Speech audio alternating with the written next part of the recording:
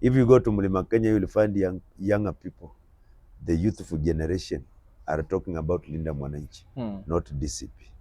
In the absence of Raila, I can tell you ODM is no longer a dominant party in Western as it used to be.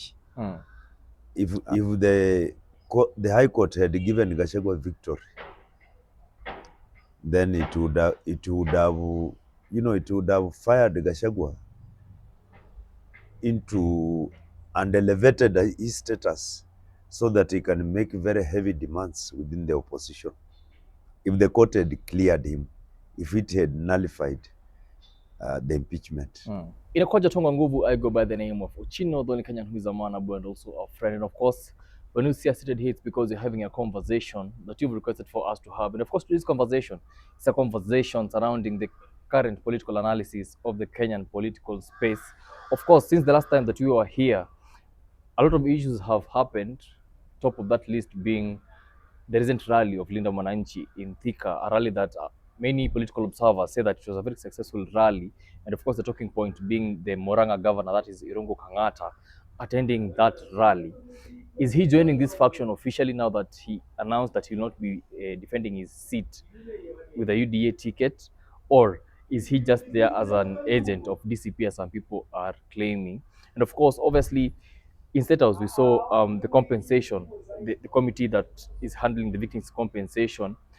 They were there in State House, and of course, being other top leaders, both in the executive and the legislative wing, led by Speaker Moses Wetangula. A lot was said there, and a lot of political observers also got different takes out of that event. And of course, also the DCP party leader, that is Rigathi Gachagua, after announcing that he will retreat back to Amunyoro, ni kama he has not yet retreated, because tumemwona akiwa Western joining other United Opposition leaders during that Western tour. And of course, to discuss this, we have a friend of the show who is a governance expert and a political analysis and also an economist by training, Robert Kiberenge. Kiberenge, Yeah. karibu sana. Asante, shukrani. Tumepatana tena. Siku hizi at least tunaweza kupatana mara moja moja. Your schedule is also becoming more busy and busy now that even you're getting much more into the political activities at 2027. Yeah. Before we get to the conversation of the day, how have you been personally? I've been okay. Trying to observe the unfolding in events on the political terrain, and very many things are happening. You know, they say politics can change in a day. So something happens today, another thing happens tomorrow, it changes everything. So I'm around and I'm watching very keenly to see what's going on. Of the three topics that we're going to discuss today, I'd like us to approach them in terms of the ones that happened earlier, tukikuja kwa the latest one. We have the issue of now Rigathi, who is now the DCP party leader. After the unsuccessful bid pale kwa koti, alisema that he's going to retreat back to Amunyoro na ajifungie huko aweze kupanga a one united team that is going to face President William Ruto in 2027. But tumemwona akiwa pale Western Kenya, akiwa in that tour joining other united opposition leaders. Does that speak anything to it, or is it just that after hiyo Western ndio sasa maybe atenda a retreat and maybe apange hiyo mkakati yenye anasema anaenda kupanga? Yeah, indeed. We saw Munyoro after the ruling of the petition that he had filed in the High Court. He announced that he would have a retreat, a sabbatical leave at Wamunyoro in order to, consolidate and come up with a single presidential candidate. But we have not seen him retreating until now. He's in Western. He's traversing Western with the rest of the United Opposition leaders. So either he changed his mind about retreating, maybe he was advised otherwise, or he's planning to proceed to the retreat. But what is clear is that the ruling of that case fired him up. It really fired him up, and it made him more lethal than he was. I think the ruling was very devastating to him, um, given that his political lifeline depends on the ruling of the court. So it seems like the ruling fired him up. So he has not retreated. We shall wait and see whether he will have to retreat or whether he will continue with the rest of the United Opposition leaders to traverse the country. But for me, I would think a retreat would not be good for him. He should just behave like nothing happened and continue traversing the country. You know, cultivating a positive image for himself countrywide, because there is that perception or there is that tag of tribalism on him. So he must join the rest of the United Opposition leaders to traverse the country and try to undo or try to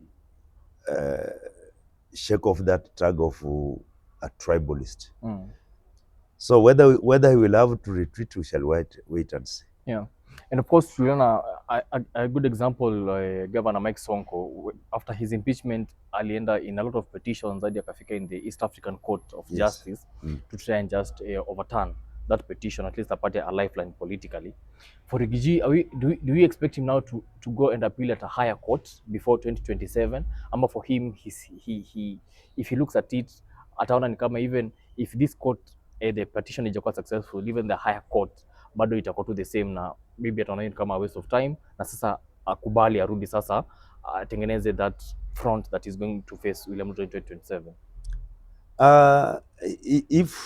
If his petition at the High Court has taken over 2 years, then we expect that if he files appeal in the Court of Appeal, it might take another 2 years or thereabout.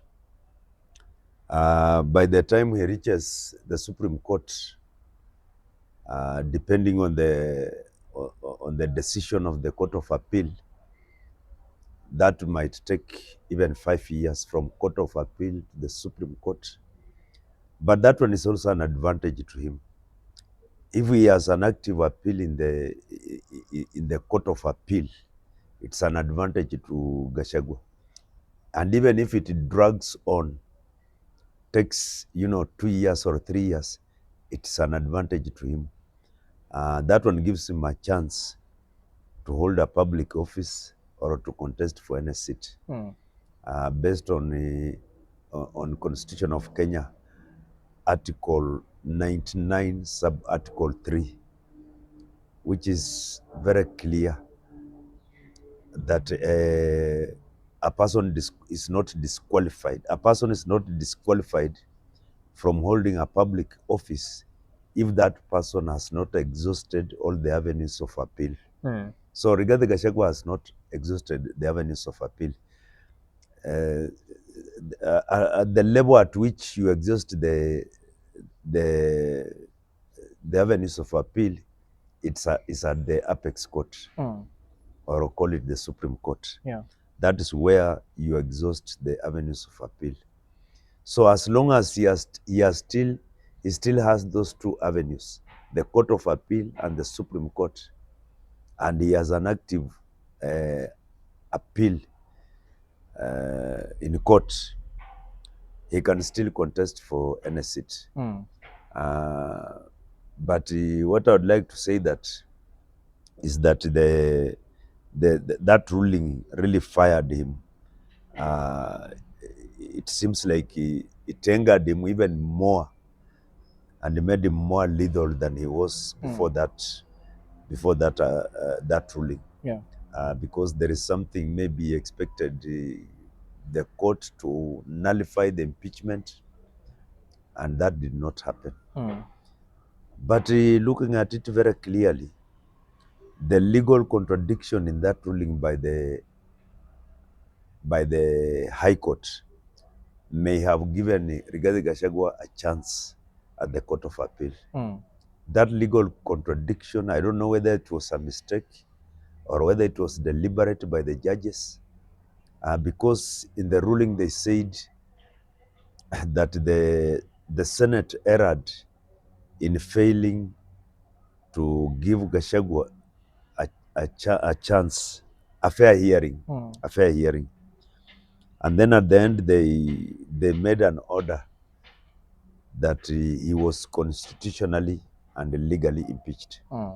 So that legal contradiction in that ruling gives him a chance at the Court of Appeal. Yeah. Yes. But in a now a trending clip online, it's a clip of the current Chief Justice, that is the Martha Koome. She was on an interview on Space FM. Now, in that clip, it's now going viral. Alisema that once an elected official is impeached by the legal way, by Kenya inaishia kwa Supreme Court, because anasema once an elected leader is impeached, they stand impeached unless a court of law contradicts that ruling or overturns that ruling. Then it means that Rigathi Gachagua still stands impeached. Na venye umesema, there's a possibility of that going on. So there are high chances that he might not be able to contest.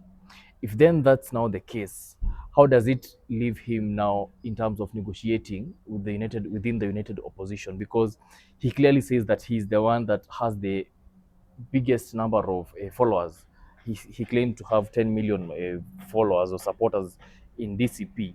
How does that now position him in terms of now bargaining? Does it weaken his position, or does he still go to it strong in terms of he has the numbers, and in politics, as they say, numbers is what matters? You know, the ruling that was made by the High Court, which dismissed Gachagua's petition, I can say was a ruling that was in favor of the opposition. If the High Court had given Gachagua victory, then it would have fired Gachagua into and elevated his status so that he can make very heavy demands within the opposition. If the court had cleared him, if it had nullified the impeachment, it would have elevated him to another status within the opposition, where he makes very hefty demands, including the demand of being the United Opposition presidential flag bearer. But with that ruling, the ruling that was made maintains the status quo, that Gachagua still retains his status within the opposition. The status that he had previously, before that ruling, is the same status that he maintains. The bargaining power he had before the ruling is the same bargaining power he has now. You know, he's in a very vulnerable position. So with that, with that tag of impeachment around his neck, I think he cannot be so rigid. He cannot make so hefty demands. But if the court had cleared him, that one would have fired him so much. It would have given him more impetus to make very hefty demands. And if the opposition leaders refuse his demands, he would have said, well, I can go alone. And that one would have been a plus or an advantage to Ruto. Yeah. So what is there is that he will file an appeal in the Court of Appeal. It will proceed. Even as it proceeds, we know that this appeal the ruling of that appeal might come even after the election. And that one alone ties him within the opposition. So that the opposition he can negotiate within the opposition. Yeah. Although I know he cannot contest for the presidency, or the deputy presidency. But with his DCP party, he will make some, there will be some concessions. He will make some demands, as we have already heard that he's demanding for the Nairobi governorship, several seats in Nairobi. Is demanding that only DCP to front candidates in Mlima Kenya, and various other demands. Yeah. So I think the status quo remains. The ruling did not change so much within the opposition. Yes. Let's finalize this issue of DCP and Rigathi Gachagua with a look at the Western tour specifically. In each and every stop that they made, Rigathi Gachagua made sure that he reminded the people who are in those specific rallies that DCP has successfully won an MCA position in Kisa East. Yes. And that is in Western region. Yes. And also we saw the deputy party leader, that is the DCP deputy party leader, Cleophas Malala, announced that he's going to contest for the Kakamega gubernatorial seat with the DCP party. With ODM now seemingly to fizzle out slowly by slowly in that Western region, is DCP among the parties that is going to emerge as the new frontier in terms of clinching many seats from MCA all the way up even to the governor position that Cleophas Malala wants? Or will ODM still maintain that dominance that it had in Kakamega County and in some other western counties? And also looking at the position of DAP Kenya, where does that leave them, being that it's a party from that region?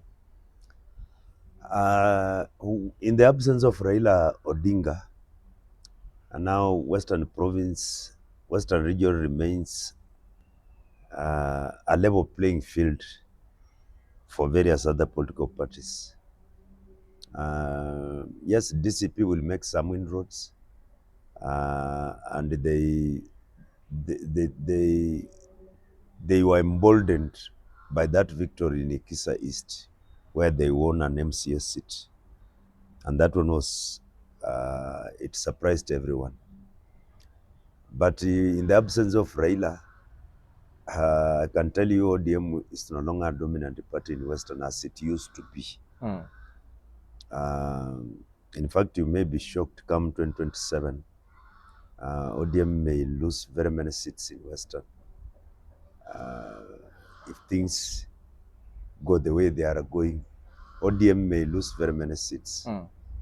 And the DCP is making inroads, particularly in Kakamega County, where Malala is doing a lot of groundwork for DCP.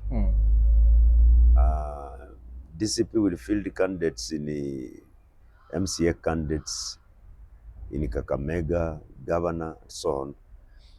So, in the absence of Raila, there'll be other parties.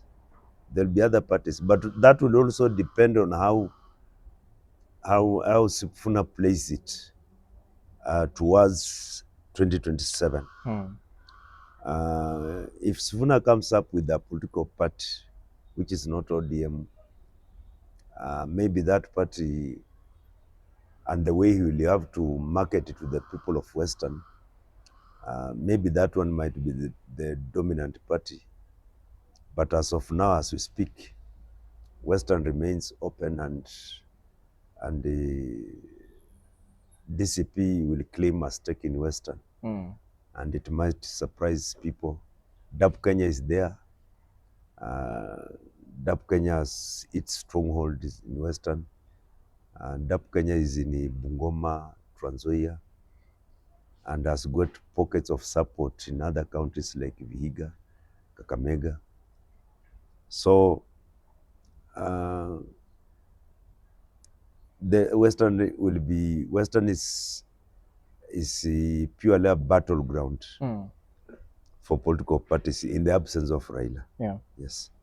Speaking of Sifuna, we have now the Linda Mwananchi faction. It's a faction that came up recently. It's the newest political movement in the country.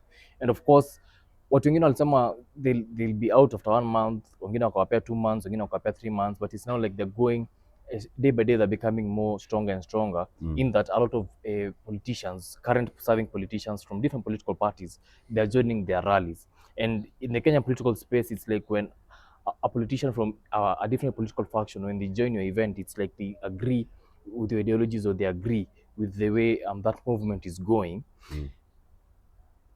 In Thika, we saw what people call a successful event.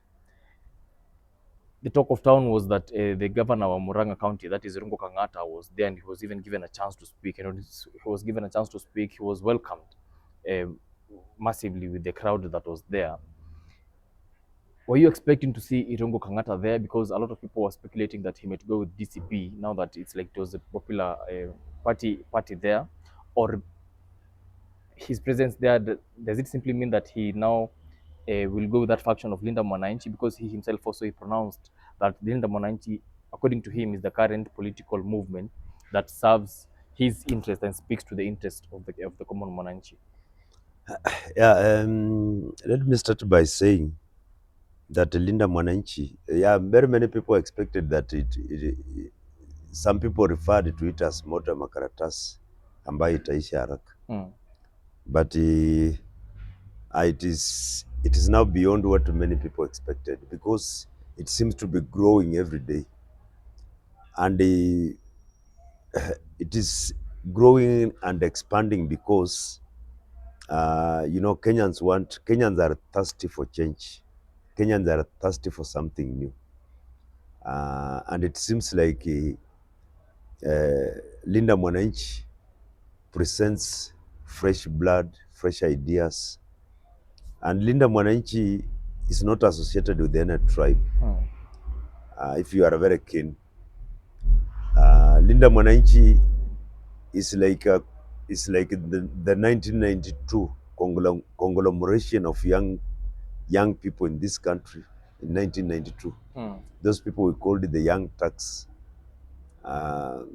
The likes of James Orengo, Paul Muite, Gitobu Imanyara, and very many others countrywide who came together and worked together with the elders like Jaramogi, Matiba, and others in order to usher in multipartyism into Kenya.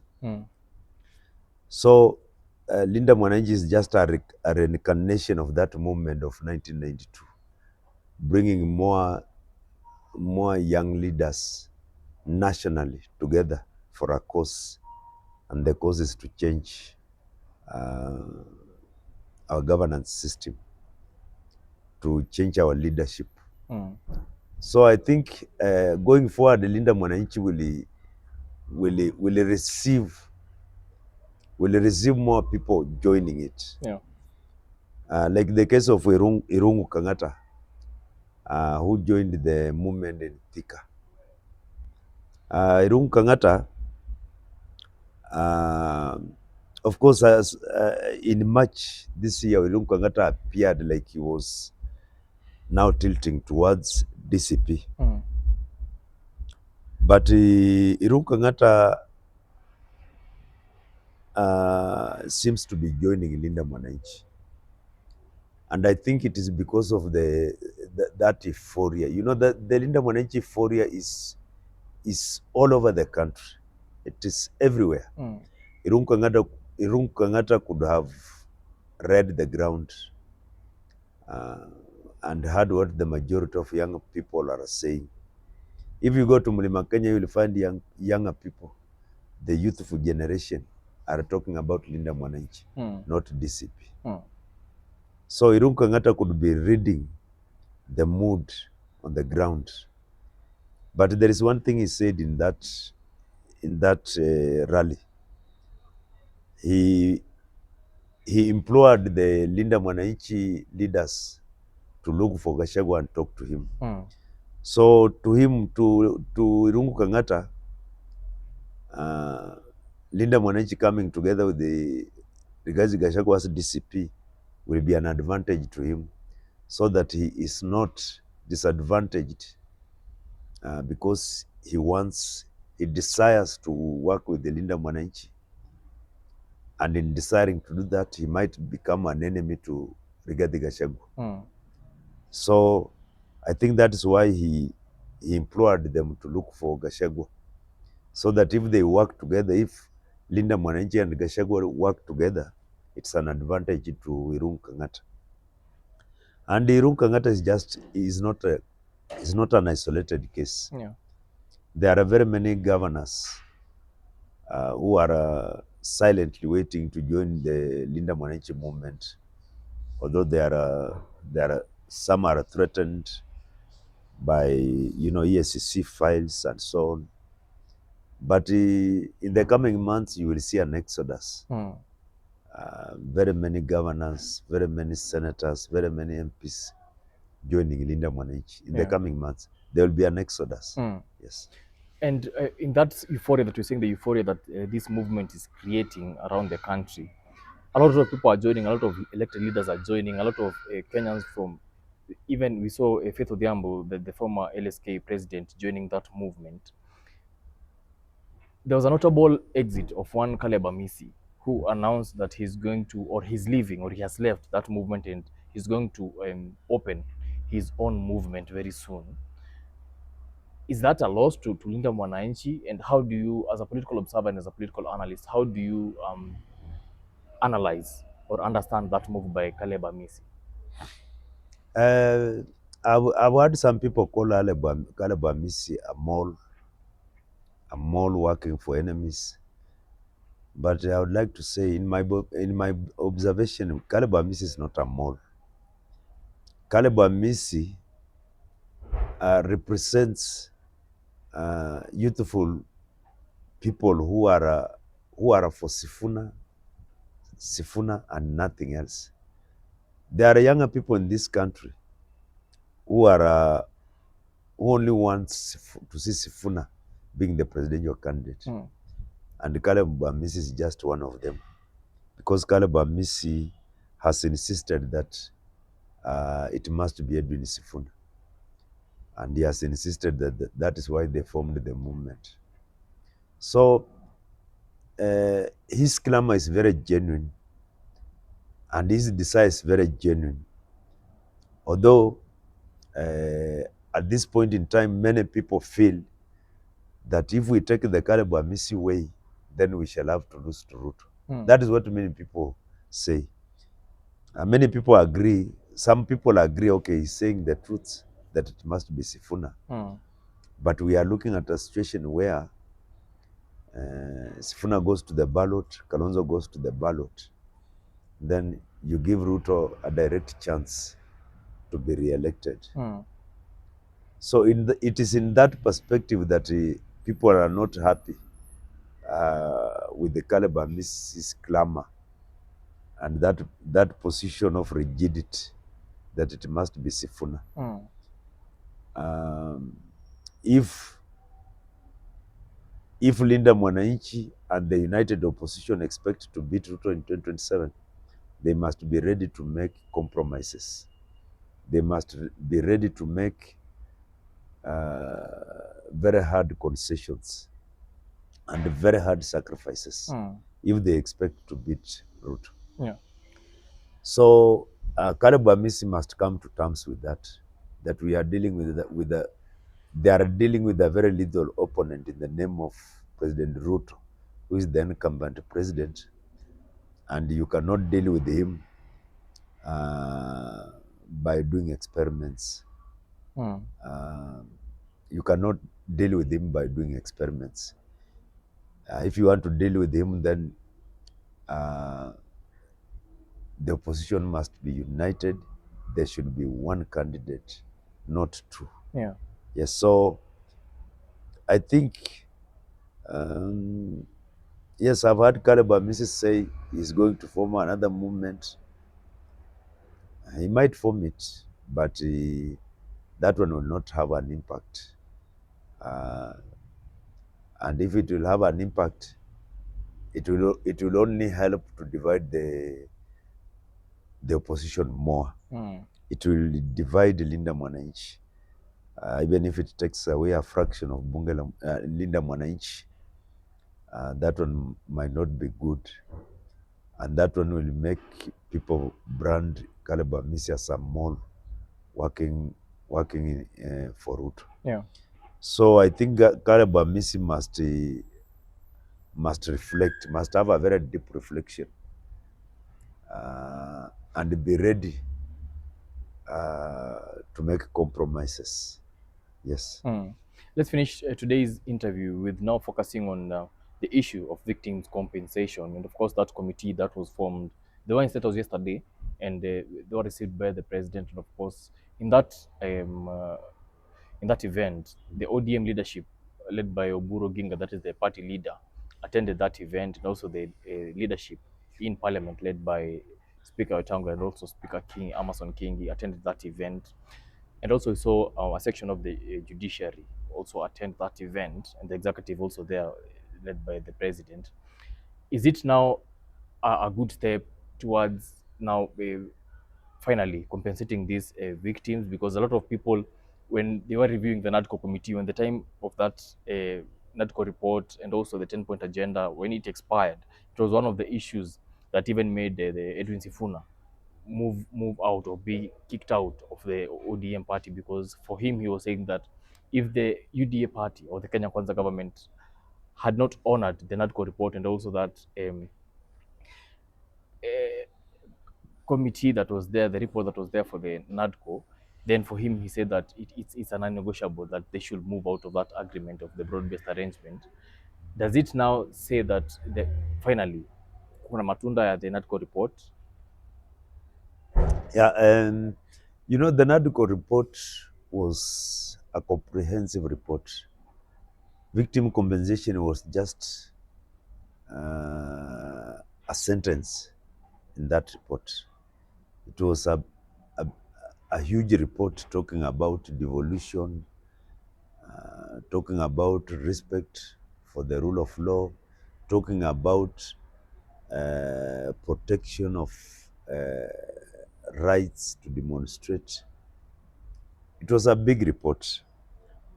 So victim compensation is just one part of that report. It was a 10-point agenda report. So yes, compensating the victims is one step in the right direction. It's just a step in the right direction, but it does not bring complete healing among those people who lost their sons and daughters in demonstrations on the streets. It is just one step in the right direction.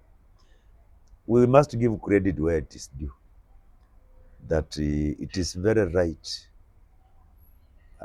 to compensate the victims of demonstrations.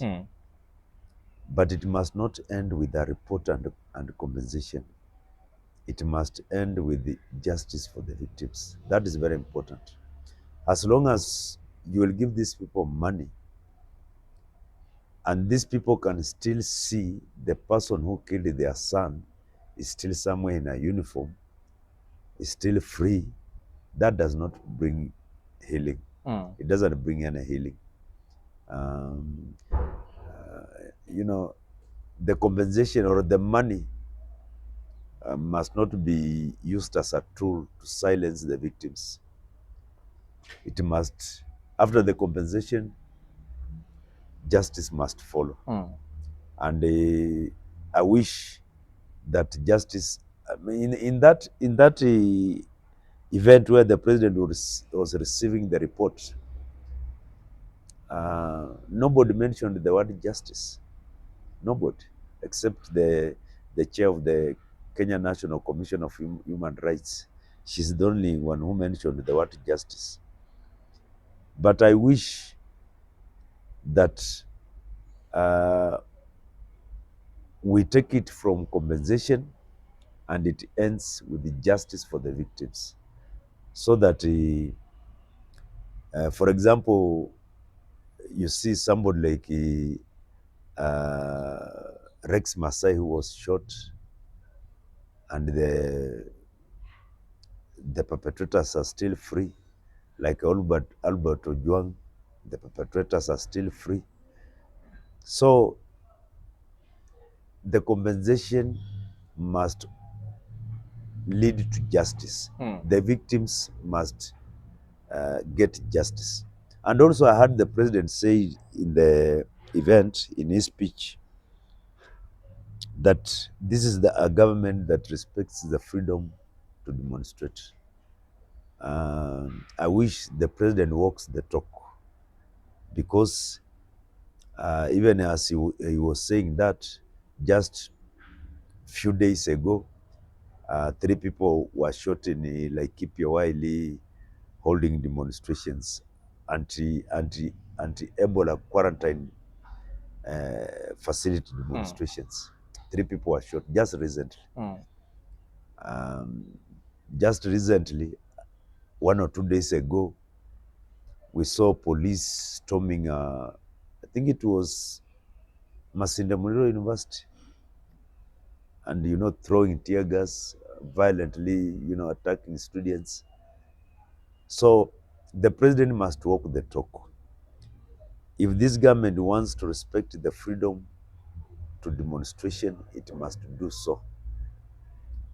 Yeah. So, and the NADCO report must be revisited in letter and spirit, in entirety. It must be not just victim compensation. NADCO report is a big report. Yeah. Victim compensation is just a part in it. Yes. Kiberenge, in conclusion now, let's look at this other side now of the 2027 elections, because it's like in agreement that President William Ruto, as is today, is a strong candidate and is the candidate that, of course, is clearly going to go to the presidency in 2027 as of now. These others in the rated opposition, we have principles of different political parties, but it's like, as of now, they haven't yet decided or announced the lineup that is the deputy presidency and the presidency. On this other side of President William Ruto, the presidency already is confirmed that it's going to be President William Ruto. Yes. There's the debate of whether Kindiki is going to be his deputy in 2027 elections. But all factors constant and everything being considered, for you as a political observer and as a political analyst, Yes. which do you think is the most probable lineup in terms of the presidency and the deputy presidency in the united opposition that can form a formidable force that might even end up defeating President William Ruto in 2027 as we finish? For me, the most lethal lineup for the opposition. When I talk about the opposition, I talk about Linda Mwananchi together with the united opposition being led by Kalonzo Musyoka, Gachagua, and others. So, for me, the most lethal ticket or lineup for the opposition can be Kalonzo as a presidential candidate and Sifuna as a running mate. That is number one. That is a very lethal ticket. If you make Kalonzo the presidential candidate, Sifuna the running mate, then Gachagua supports that ticket and all the others support, it is a very lethal ticket. Or we can have an Obama-Biden moment. We can decide and have an Obama-Biden moment if we can convince Kalonzo. Yeah, Kalonzo, because you remember Obama was 44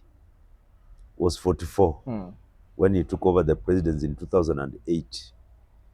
And Joe Biden was around 66. So Obama chose Joe Biden as his running mate, as his vice president. So we can have an Obama Joe Biden moment in Kenya, so that Sifuna is the presidential candidate, Kalonzo is his running mate. We can have that moment. But whatever we do, or whichever way we do it, I think that is the most lethal ticket. With somebody like, people like Matiang'i being there as a prime cabinet secretary, others like Gachagua supporting that ticket, others like Eugene Wamalwa maybe being something like a speaker in the Senate, or in the National Assembly. That one is the most lethal ticket for me. And I wish it goes that way. The reason I'm saying that, some people are proposed, and it's not good. People are free to throw around their proposals until they come up with a lineup. Some people have proposed Kalonzo Matiang'i ticket. That is also a nice ticket. But do you know why I'm saying Sifuna must be in that ticket? Yeah. Sifuna, let me conclude by saying Sifuna comes with 3 blocks of votes. 3 blocks of votes. First of all, if Sifuna is in that ticket, he locks the Mulembe Nation votes. He comes, the Mulembe Nation vote will be locked. Number 2, the ODM fraternity countrywide. Those who are, there are members of ODM countrywide who do not like the Oburu Odinga wing. They are affiliated to Sifuna. That is also a national vote. Sifuna comes with it. Then the 3rd vote is the youth generation. Yeah. The people we call Gen Z and the millennials, nationally also. So Sifuna comes with 3 blocks of votes nationally. But if you put Matiang'i in that ticket, Matiang'i will bring the Kisii vote. 2 counties, that's enough. So I would prefer, if they want to defeat Ruto early, it should be a ticket of Sifuna, Kalonzo, or Kalonzo, Sifuna. Yes. Kiberenge, asante sana kwa kuja. And of course, I'm sure a lot of people who usually watch your interviews and of course or look forward to your political analysis, they've been able to get that benefit, to get just how you view these 3 topics that you have discussed here today. And of course, maybe if there's somebody who you're watching for the first time and you have a contradicting opinion on one of the 3 topics, or even the 3 topics that you have discussed here today, hapa chini kwa comment section, give us your comment, give us your opinion, so that even when Kiberenge himself goes and watches this interview again, anaweza kusoma your comment and your opinion and maybe adjust a thing or two on how he views the current Kenyan political space. Of course, I've been your host, Chino, the only Kenyan who's a man, and also a friend. Till next time, keep it locked.